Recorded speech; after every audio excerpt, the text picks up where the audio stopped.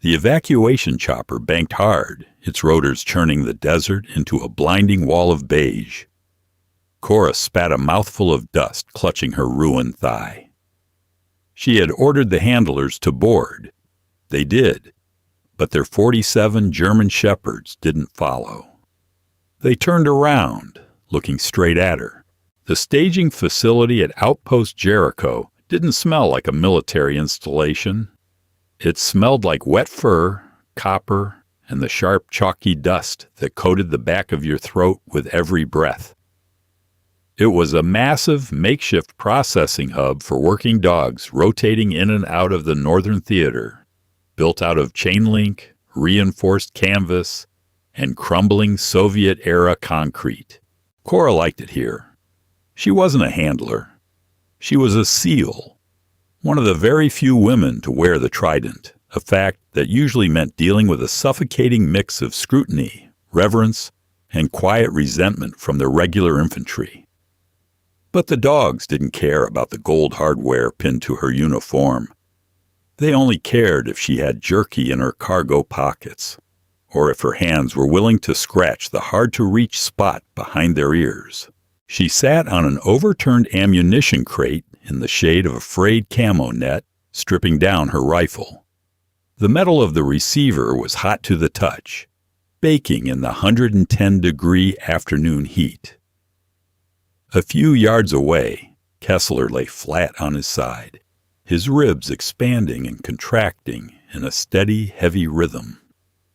Kessler was a German shepherd, 90 pounds of muscle and scar tissue, missing the top third of his left ear from a bad raid in Fallujah 2 years prior. He didn't belong to Cora. Technically, he belonged to the Department of Defense. But right now, he was pressing his damp nose against her combat boot, letting out a low, vibrating sigh. "I know," Cora muttered, racking the bolt of her rifle with a sharp metallic clack. "It's too damn hot."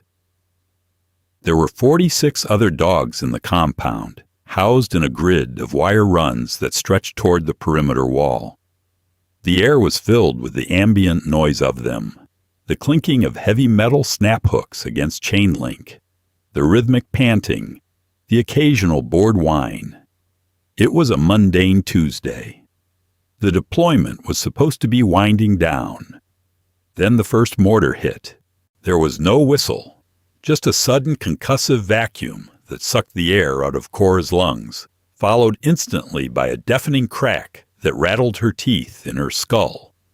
The ground slammed up into her jaw. For a second, there was nothing but a high-pitched whine ringing in her ears and the taste of dirt. She blinked, her vision swimming through a thick, choking cloud of pulverized concrete. Another impact.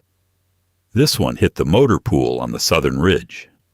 The shock wave punched through her chest, vibrating deep in her ribs. Cora pushed herself up on her elbows. Her ears were bleeding. She wiped a hand across her cheek, coming away with a smear of brick dust and crimson. The ambient noise of the kennel had shattered. The dogs were losing their minds, barking frantically, throwing their heavy bodies against the wire mesh of their enclosures. "Contact!" someone screamed from the watchtower, a second before a heavy machine gun opened up, its deep, rhythmic thumping drowning out the frantic barks. Cora scrambled for her rifle. Her fingers were numb, but muscle memory took over. She checked the chamber, seated the magazine, and forced herself up. That's when the third shell hit the perimeter wall, directly breaching the western corner of the kennel block. The explosion threw her backward. She didn't feel the impact when she hit the dirt, but she felt the agonizing, white-hot tear in her right thigh a second later. She grunted, rolling onto her side. The fabric of her desert trousers was already dark, sticking to her skin. A jagged piece of corrugated steel, blown outward by the blast, had sliced deep into her leg, biting into the muscle just above the knee. She grabbed the wound, pressing her palm against the hot, pulsing flow of blood. It was slippery, gross. Damn it, she thought. It wasn't a heroic thought. It was just pure, exhausted irritation. Around her, the compound was tearing itself apart. Small arms fire cracked through the smoke. Handlers were running out of the barracks, half-dressed in body armor, yelling over the din as they rushed to unclip the dogs from the damaged runs. The breach in the wall was large enough to drive a truck through, and figures in loose clothing were already pouring through the smoke, firing blindly into the base. "McIntyre!" a voice yelled. It was Miller, the chief handler. He was dragging two frantically pulling shepherds by their heavy leather leads. "We're bugging out. Choppers are inbound for a hot extract at the LZ. Can you walk?" Cora tried to put weight on the leg. Her knee buckled instantly, sending a sickening wave of nausea up her throat. She collapsed hard against the concrete barrier she was using for cover. "Negative," she gasped, pulling a tourniquet from her vest. Her hands were shaking, slippery with her own blood. She looped it high on her thigh and pulled the strap tight, biting down on the inside of her cheek until she tasted copper to keep from screaming. "Go! Get the dogs out!" "I'm not leaving a SEAL behind," Miller yelled, firing his sidearm blindly into the dust cloud. "I can't run, Miller," Cora snapped, her voice breaking. She hated the desperation creeping into her tone. She took a breath, forcing her voice to flatten out. "You have 47 assets in this yard. The LZ is 400 yards across open ground. If you try to drag me, we all die. Take the dogs and go." Miller hesitated. A bullet pinged off the concrete inches from his head, showering them both with chips of stone. "That's a direct order, Chief," Cora roared over the gunfire. She hoisted her rifle, resting the barrel on the edge of the barrier. "I'll cover the breach. Move your ass."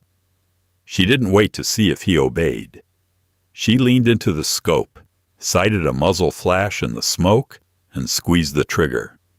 The recoil dug comfortably into her shoulder. She fired again and again, creating a pocket of suppressing fire. Behind her, she could hear the chaotic, desperate scramble of the evacuation. Men shouting commands, dogs barking. The heavy, thumping whomp, whomp, whomp of the incoming Blackhawks vibrating the loose gravel on the ground. She kept firing until her bolt locked back. Empty. She dropped the magazine, slamming a fresh one home. She was dizzy. The tourniquet was biting into her skin, but the dark pool under her leg was still expanding. This is it, she thought. The realization wasn't profound. It was just heavy. A cold, cynical weight settling in her gut. She was going to bleed out on a patch of dirty gravel in a kennel, smelling dog piss and diesel fuel.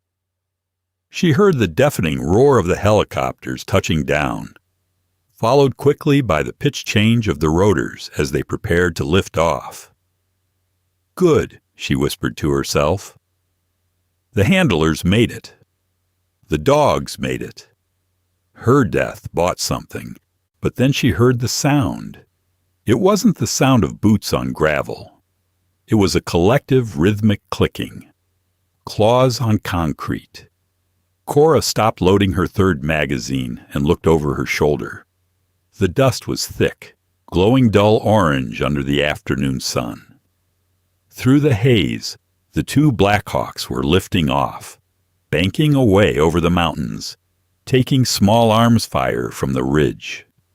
They had left, but as the rotor wash faded, replaced by the crackle of burning canvas and distant gunfire, the shape of the dust cloud began to change.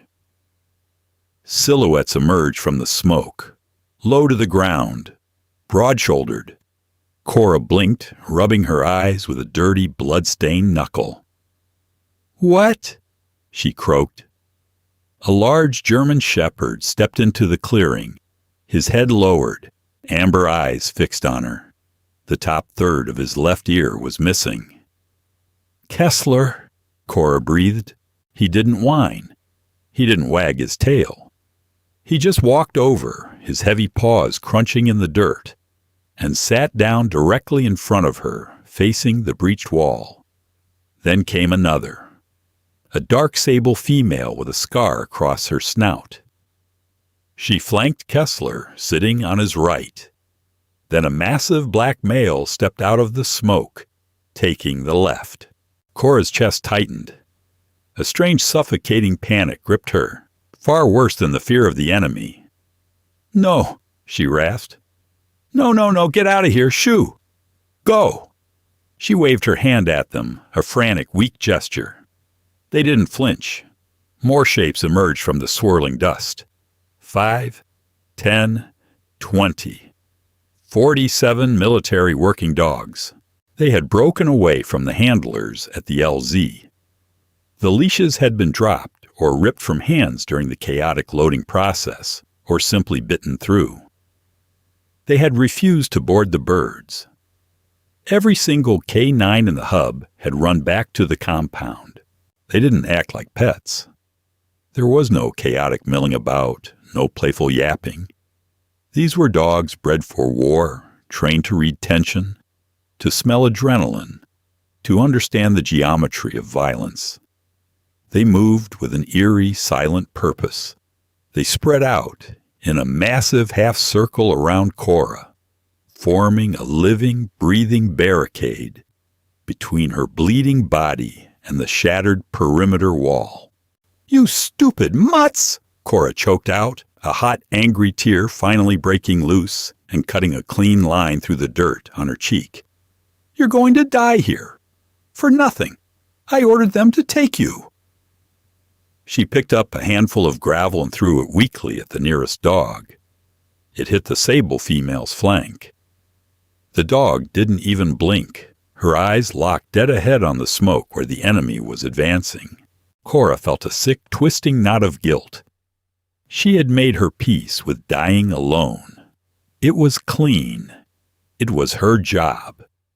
But this was a tragedy. She couldn't protect 47 dogs. She couldn't even stand up. "I can't save you," she whispered, her voice cracking. Kessler turned his massive head. He looked at her, his dark eyes entirely devoid of human sentimentality, but grounded in something much older. He didn't want to be saved. He gave her chin a brief, rough lick, his tongue tasting of dust and copper, before turning back to the breach. A low, guttural growl started deep in his chest. It was a terrifying sound, a primal vibration that seemed to ripple out from him, infecting the others. 47 throats began to rumble simultaneously. The sound grew, rolling over the compound like a physical wave of pressure. It wasn't a bark. It was the sound of a pack drawing a line in the sand. The first wave of insurgents stepped through the smoke, expecting to find the compound abandoned or defended by a few stragglers. Instead, they found a sea of teeth. The front runner, a young man with an AK-47, stopped dead in his tracks. The smirk on his face vanished, replaced by sheer primal confusion. He raised his rifle, but he was a second too late. Cora didn't give a command. She didn't need to. Kessler launched himself off the concrete. 90 pounds of trained muscle hit the man in the chest, the kinetic force lifting him completely off his feet before slamming him down into the dirt. The pack broke like water from a ruptured dam. It wasn't a clean, tactical engagement. It was absolute, visceral chaos. Cora watched, her heart hammering violently against her ribs as the dogs swarmed. They didn't attack like wolves. They attacked like soldiers. Some went for weapon arms, their jaws clamping down on wrists with bone-crushing force. Others hit the legs, dropping grown men to the ground in seconds. The air filled with the sounds of screaming men, the frantic clattering of dropped rifles, and the wet, heavy thuds of bodies hitting the dirt. The enemy fired wildly.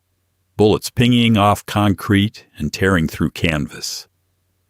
Cora saw a tan shepherd take a grazing round to the shoulder, yelp once, spin, and launch right back into the fight, dragging a militant down by the webbing of his vest. Cora gritted her teeth, the pain in her leg momentarily drowned out by a surge of raw, desperate adrenaline. She wasn't dead yet, and she'll be damned if she let these dogs fight her war for her while she sat on her ass. She dragged herself up against the barrier, her fingers slick with blood as she gripped her rifle. She shoved the barrel over the concrete. "Stay low, Kessler," she screamed. Though she knew he couldn't hear her over the din, she picked her targets carefully. Any man who managed to shake a dog loose, any militant raising a barrel toward the pack, she dropped them. The recoil punished her shoulder, the concussive blast rattling her aching skull. But she kept firing. Her vision was tunneling, gray static creeping into the edges of her sight from the blood loss. She breathed in the smell of the fight, the acrid sting of cordite, the coppery reek of blood, the heavy musky scent of 47 German shepherds fighting for their lives. They were bleeding. They were getting hurt. But they weren't breaking. The enemy, panicked and unprepared for a wall of feral, organized fury, began to fall back toward the breach. Cora dropped an empty magazine, her trembling hand slapping at her empty chest rig. She was out of ammo. She slumped back against the concrete, her breathing shallow and ragged. The gray static in her vision was getting darker. She heard a whimper near her ear. Kessler was back. His muzzle was stained red, his chest heaving, but he was standing over her. He nudged her limp hand with his wet nose, forcing his heavy head under her palm. Cora closed her eyes, her fingers tangling weakly in his coarse fur. The sounds of the fight were fading into a dull buzz.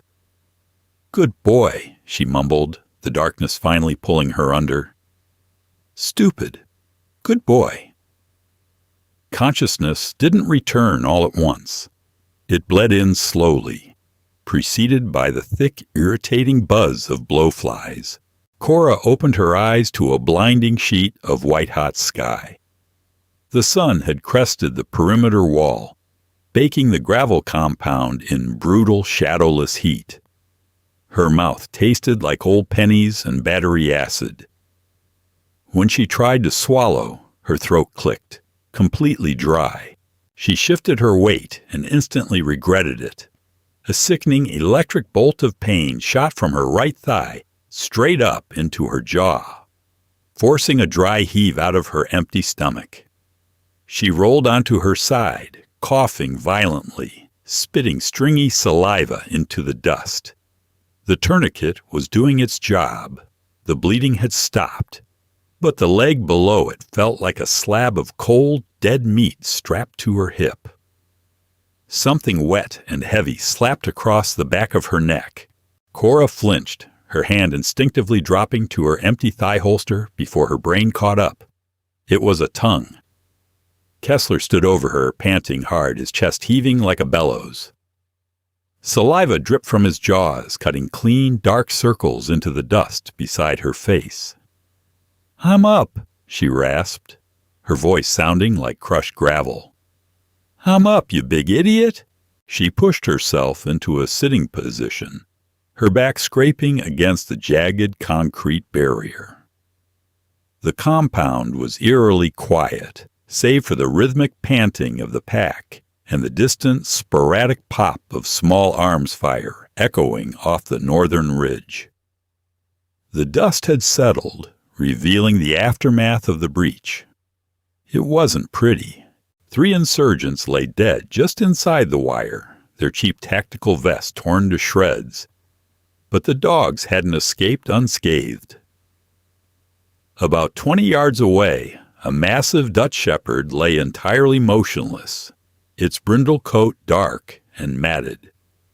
A smaller Belgian Malinois paced frantically around the body, nudging the dead dog's snout with her own, letting out a high, distressed whine that made Cora's chest physically ache. God damn it, she thought, squeezing her eyes shut. She was a SEAL. She was trained to compartmentalize casualties. But seeing these animals, these assets, who didn't understand the politics or the purpose of this God-forsaken dirt patch, bleeding out in the sun, it sparked a cold, localized fury in the pit of her stomach. She couldn't afford the emotion. She shoved it down, locking it behind a metal steel door. She scanned the perimeter.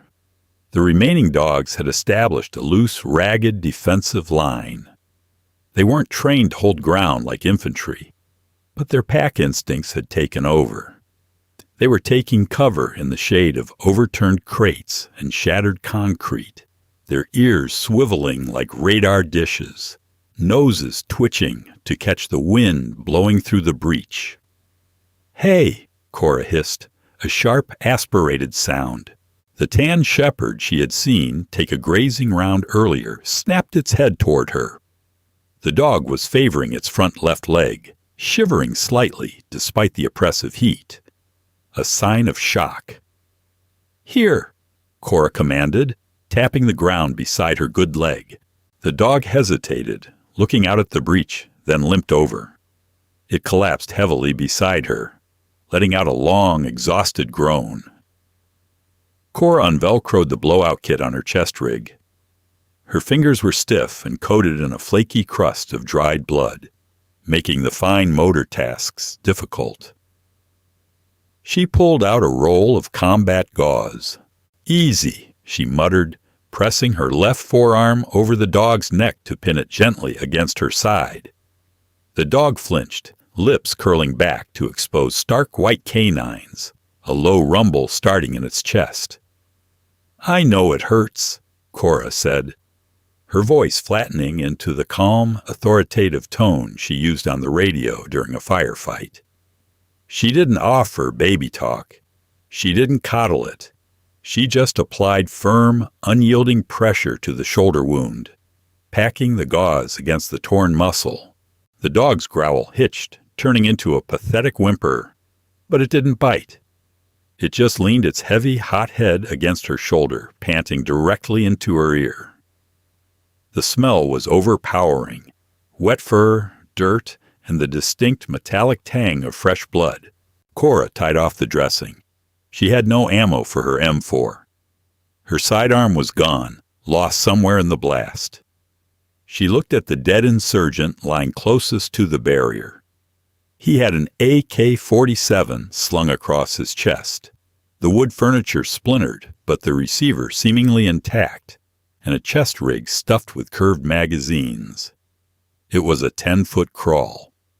It looked like a mile. She took a breath, gritted her teeth, and dragged herself forward on her elbows and her good knee.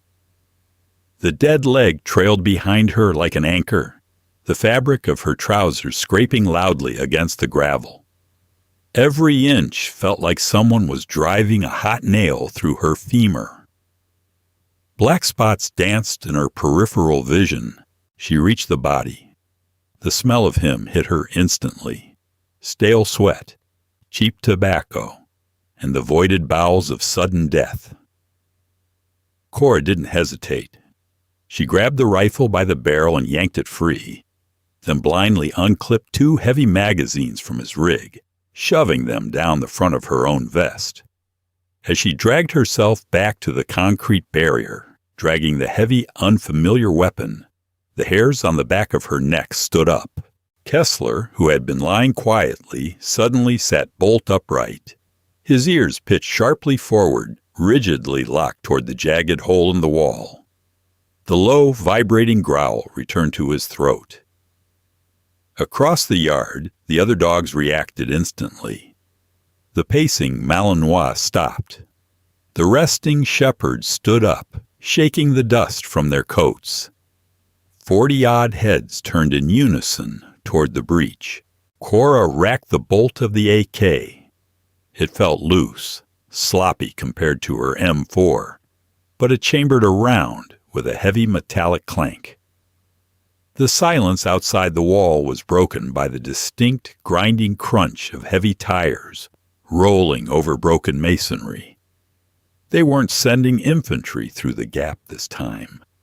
They were bringing armor. Cora leaned her forehead against the blistering hot concrete of her cover. She was shivering. The telltale cold sweat of hypovolemic shock was starting to bead on her forehead.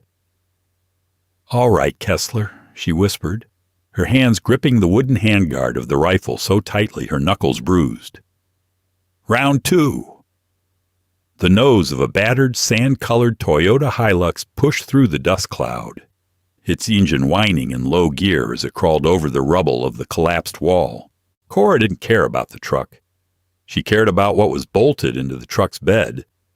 It was a DSK, a Soviet-era heavy machine gun chambered in a caliber large enough to turn a cinder block wall into powdered sugar. The gunner behind it was already swiveling the massive barrel, scanning the compound. The dogs held their ground, completely silent now. They were low to the earth, lips curled, muscles coiled tightly beneath their dust-caked coats. But instinct was useless against half-inch armor-piercing rounds. If that gunner opened up, he would mow down the pack in 10 seconds flat. And Cora's concrete barrier wouldn't stop the bullets. It would just turn into shrapnel. "Think," Cora told herself, slapping her own face hard to clear the creeping fog in her brain. The sting brought a rush of desperate clarity. She reached down to the webbing on her belt, her fingers brushing past empty mag pouches, until she found the heavy cylindrical shape of her last M18 smoke grenade. The color band was green. She needed a diversion. She needed to blind the gunner just long enough to get a shot. And she needed the dogs to understand they were flanking. "Kessler!" Cora barked, her voice harsh and commanding. The massive shepherd didn't look at her, but his ears flicked back to acknowledge the sound. Cora pulled the pin on the grenade, let the spoon fly, and underhanded the canister over the barrier. It bounced off a piece of corrugated tin and rolled perfectly into the center of the breach, stopping right in front of the truck's bumper. Thick sulphurous green smoke violently erupted from the canister, instantly filling the gap in the wall with an impenetrable, violently colored fog. The gunner panicked. He didn't know if it was smoke or gas, and he couldn't see his targets. He squeezed the spade grips of the heavy machine gun, pulling the trigger in a blind, terrified reflex. The sound was apocalyptic. The DSK didn't pop. It boomed.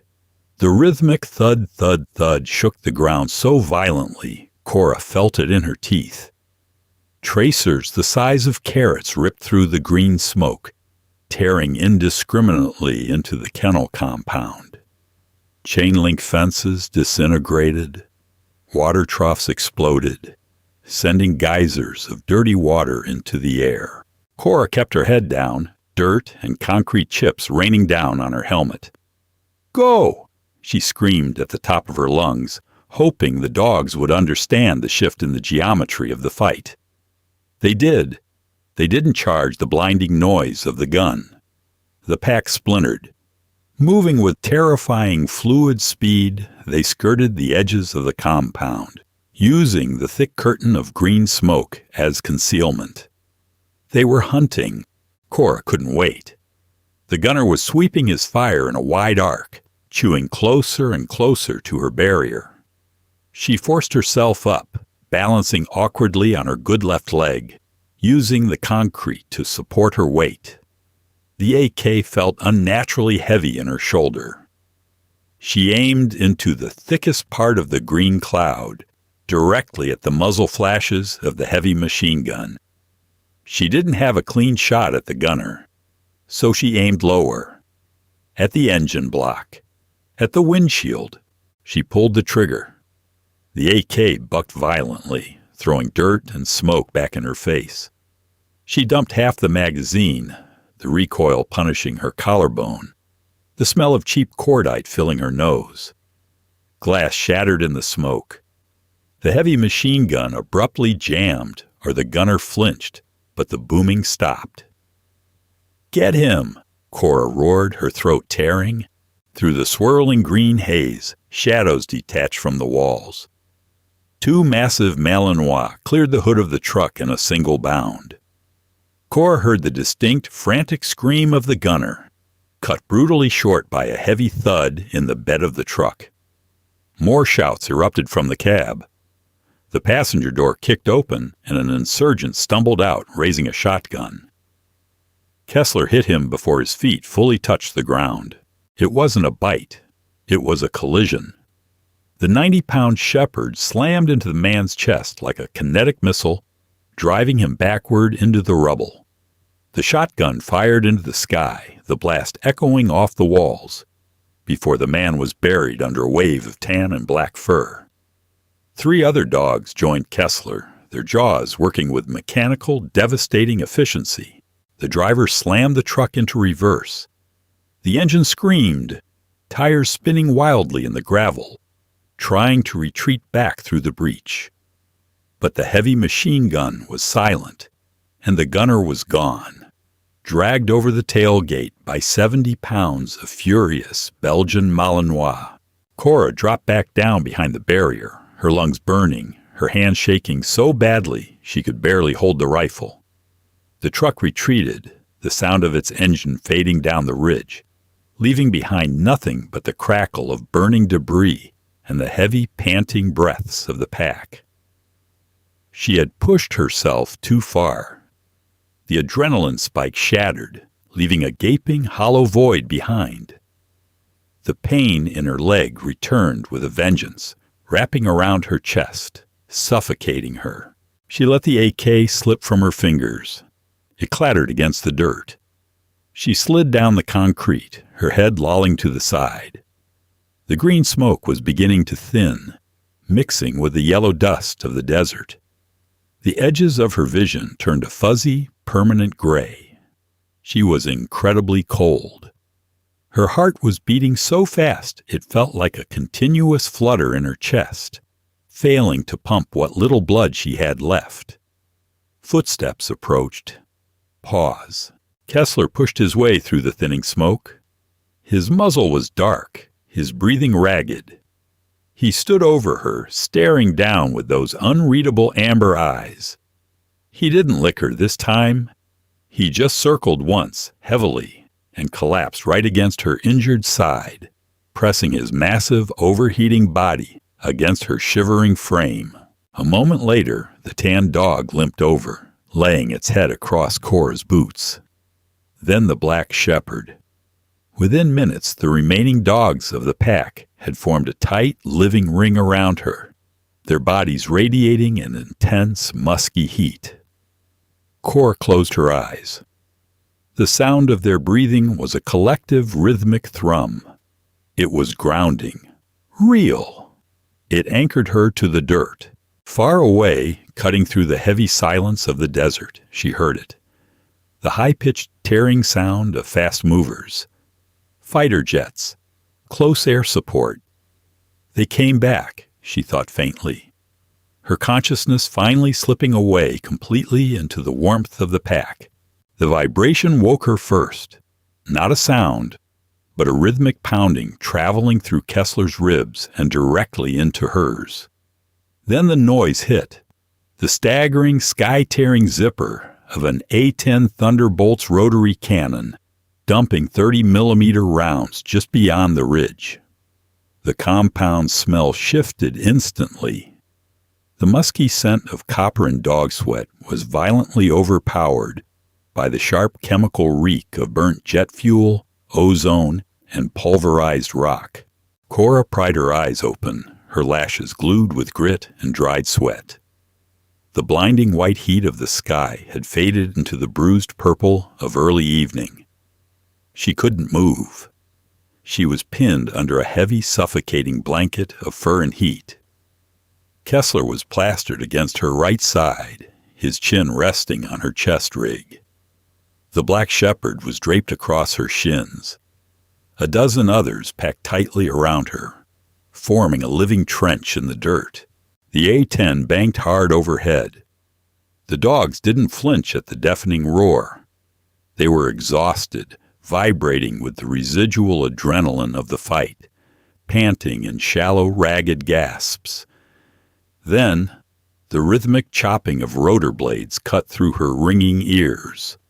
Dust kicked up in a massive vortex as a pair of pave hawks descended like angry metal insects.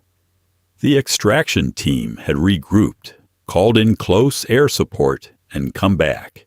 Heavy boots hit the gravel. Shouts in English echoed through the ruined yard. "Perimeter secured!" "Where is she? McIntyre!" Cora tried to yell back, but her throat produced only a dry wheeze tasting of ash. The footsteps slowed, crunching hesitantly, then stopped. "Jesus Christ!" Miller muttered. Cora forced her head up, her neck muscles burning. Through the swirling haze of rotor wash, she saw a quick reaction force squad and handlers standing 10 yards away, rifles lowered, staring in paralyzed disbelief. They couldn't see Cora. All they saw was a snarling mound of dogs. As the lead medic stepped forward, the pack reacted. It wasn't a warning growl. 47 dogs rose to their feet in unison. Kessler stepped directly over Cora's chest, placing himself between her and the Americans. His ears pinned flat, teeth bared in a terrifying grimace, a guttural snarl vibrating his frame. These weren't friendly pets. They were a traumatized, highly aggressive pack defending their ward. "Stand down!" Miller yelled, raising empty hands. "Kessler, Platts, down!" Kessler took a half step forward, his hackles raised so high he looked twice his size. The message was unmistakable. "Take one more step, and I will tear your throat out." "We need to get to her, Miller," the medic shouted over the engines, clutching a red trauma bag. "She's bled out." "If you walk up there, they will kill you," Miller shot back in panic. He took an agonizing step forward. "Kessler, here!" The sable female lunged from Kessler's flank, snapping her jaws inches from Miller's knee pad. He stumbled back, cursing violently. Cora watched through a narrowing gray tunnel. It was entirely absurd. She'd survived mortars and an infantry assault, only to die in the dirt, because rescuers couldn't bypass a wall of overprotective shepherds. She had to fix this. Gathering the pathetic scraps of her energy, she reached up with a trembling arm, hooking her fingers blindly into the thick fur of Kessler's hind leg. She squeezed. Kessler's snarl hitched. He snapped his massive head back, his amber eyes locking onto hers. "Easy," Cora whispered. Just a rush of cracked air, but he heard it. She dragged her hand up, resting her palm flat on his trembling flank. "It's okay. Stand down, you stubborn bastard." Kessler whined, a high, confused pitch contrasting sharply with his monstrous growl. He looked at Miller, then at Cora. The feral tension shifted and dulled. Cora gave the handlers a weak wave of 2 bloody fingers. "She's alive," the medic breathed. "Miller," Cora rasped, forcing words like shattered glass. "Call! Your damn dogs!" Miller dropped to one knee in the dirt, lowering his profile. "Come on, buddy, you did good. Let us help her." Kessler hesitated. He sniffed Cora's face, leaving a wet smear across her cheek, before taking a begrudging step back.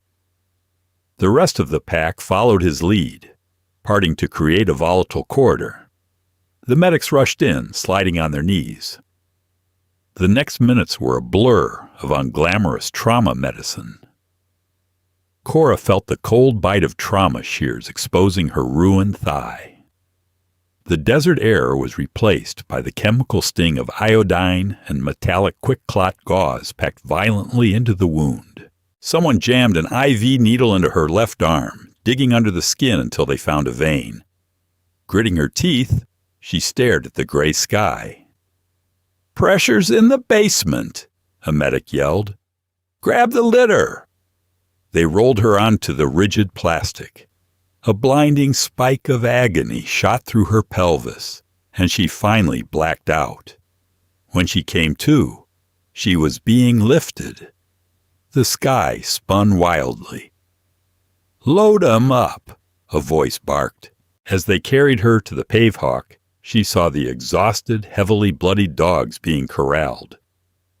Medics shoved her litter onto the vibrating deck of the chopper. The engine pitched up to a deafening whine. "Wait!" Miller yelled, appearing at the fuselage door. He wasn't alone. Kessler hopped onto the skids, claws scrambling on the diamond plate steel. Miller unclipped the leash and slapped the dog's flank. Kessler crawled inside, ignoring the noise and vibration. He dragged himself to Cora's litter and collapsed on the metal deck, wedging his massive head against her uninjured leg. Seconds later, the sable female jumped in. Then the black male. "Load 'em all!" the crew chief yelled, waving at the handlers. It was a suffocating fit. The cabin smelled of burnt oil and dirty fur. Cora felt the thumping lift of the rotors as the helicopter banked away from the burning compound. She looked down at Kessler. His eyes were closed, his breathing even against her shin. Cora let her head fall back against the canvas. She wasn't a hero, just a tired operator who got lucky. She ran a blood-stained hand over Kessler's torn ear, feeling the coarse fur beneath her fingers.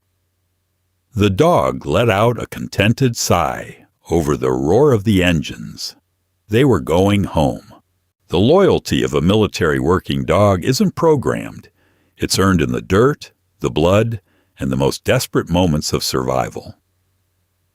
Cora and Kessler's unvarnished story is a raw reminder of the unbreakable bonds forged in absolute hell. If this story of defiance and ultimate loyalty moved you, please hit that like button, subscribe to the channel, and share this video. Drop a comment below. Would you have stayed behind for them? Keep your notifications on for more grounded stories.